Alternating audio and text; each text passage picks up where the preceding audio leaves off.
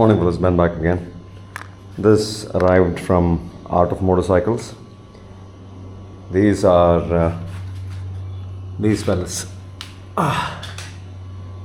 The cushions or the spacers. More like cushions because it allows the handlebar to flex just a little bit. And the problem with that is it's made of rubber from the factory, whereas this, I believe, is high density plastic. There's no flex to this at all. 3D printed, I guess. It looks like that.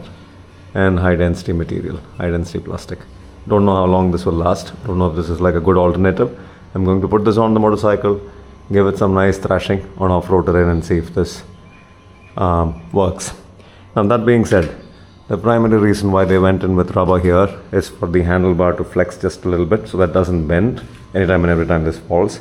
And also when you take a sudden hit, off-road riding business, and you kind of hit something like a pothole or a bump at speed, and just to allow the folks to flex independently of the handlebar and not have all that impact transfer to your grips, they have gone ahead with rubber mounted handlebars. Now works wonders, but the problem is, look at this, already ripped. Another thing is I had to constantly, if you guys can see, just look at the gap between the console. So it's like one finger, my index finger, and then once I start riding, just a little bit, and there you go, gone. Now I can't insert my finger. So the problem with what came from factory was there was a little too much flex. Nonsense, if you ask me. The handlebar would keep bending and twisting, and I had to constantly correct it. Every single time I'm out on a ride, I have to constantly be concerned about the position of the handlebar.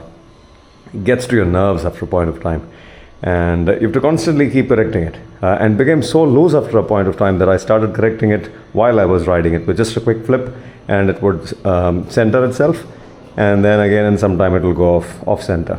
Hopefully this would be the end of all my worries. Art of Motorcycles, a big thanks to Zoe brother for having sent this my way.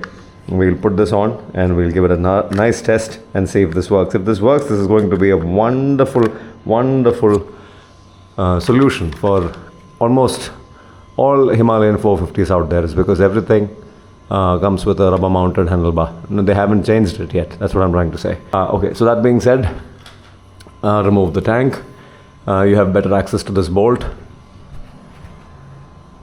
Mine is all chewed up because of constant retorquing with the wrong tools, with a ring spanner, with the tank on. I shouldn't have done that. I should have gone in with a socket, like a proper 14mm socket, and then gotten this done. But yeah, what can you say? So remove the tank, pulling this out, pulling both the bolts out, and then we'll connect. So this is what comes out of the motorcycle. This has a rubber dampening style insert with a steel, rubber cushion with a steel insert. 4 parts, 2 on top, 2 at the bottom. That is 2 on top and 2 at the bottom.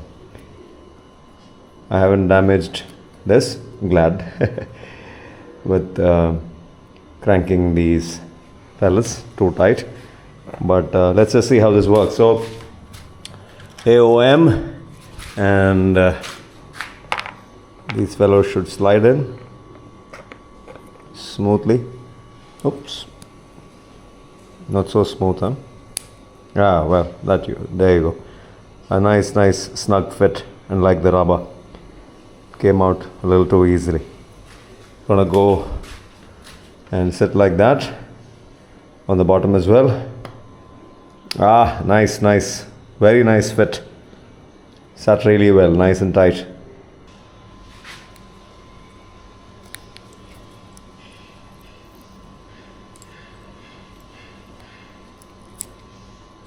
Oh, there's one with a washer and one without a washer.